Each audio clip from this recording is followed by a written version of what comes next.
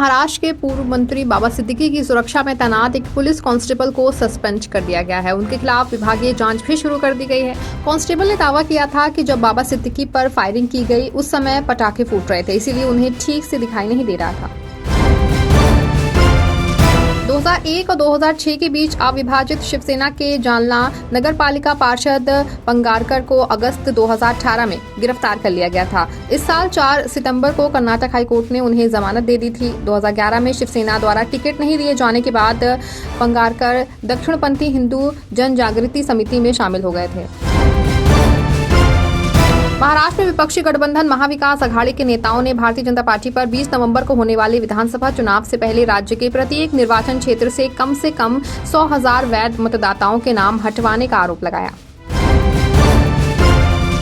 महाराष्ट्र में विधानसभा चुनाव से ठीक पहले वंचित बहुजन अघाड़ी के प्रमुख प्रकाश अम्बेडकर ने भाजपा और कांग्रेस दोनों पर हमला बोला है और उन्होंने कहा कि बीजेपी वाले मुझे गाली देते हैं तो कांग्रेस वाले मुझे बीजेपी की बी टीम कहते हैं। महाराष्ट्र में विधानसभा चुनाव को लेकर के अब उम्मीदवारों के नामों को अंतिम रूप दिया जा रहा है। इस बीच प्रकाश अम्बेडकर की पार्टी वंचित बहुजन अघाड़ी ने अपने उम्मीदवारों की चौथी लिस्ट जारी की है। इस लिस्ट में कुल 16 उम्मीदवारों के नाम का ऐलान किया गया है। महाराष्ट्र दौरे पर पहुंचे समाजवादी पार्टी के मुखिया अखिलेश यादव ने दूसरे दिन धुलिया में जनसभा को संबोधित किया। पूर्व सीएम अखिलेश यादव ने इस दौरान समाजवादी पार्टी के प्रत्याशी इरशाद भाई जागीरदार के समर्थन में वोट की अपील की। इस दौरान अखिलेश यादव ने कहा कि जिस प्रदेश से हम आते हैं वहां बुलडोजर से डराने का काम होता है। आज इरशाद भाई ने बुलडोजर से हम पर फूल बरसाए हैं। बाबा सिद्दीकी शूटआउट केस में मुंबई पुलिस ने गिरफ्तार आरोपियों से पूछताछ के बाद बड़ा खुलासा किया है। पुलिस के मुताबिक थाने और पनवेल मॉड्यूल के गिरफ्तार 5 आरोपियों ने कुल 5 लाख रुपए तीनों शूटर को दिए थे। इसमें शुभम ने पैसे का इंतजाम किया था और इसी पैसे को नितिन और राम कनौजिया ने शूटर को दिया था।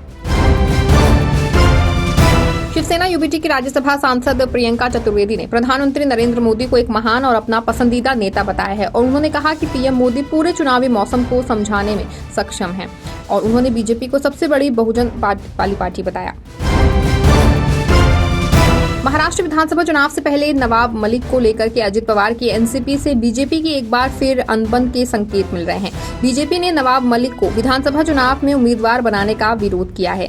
आशीष शेलार ने कहा कि दाऊद से जुड़े किसी व्यक्ति को टिकट देना बीजेपी को स्वीकार नहीं है।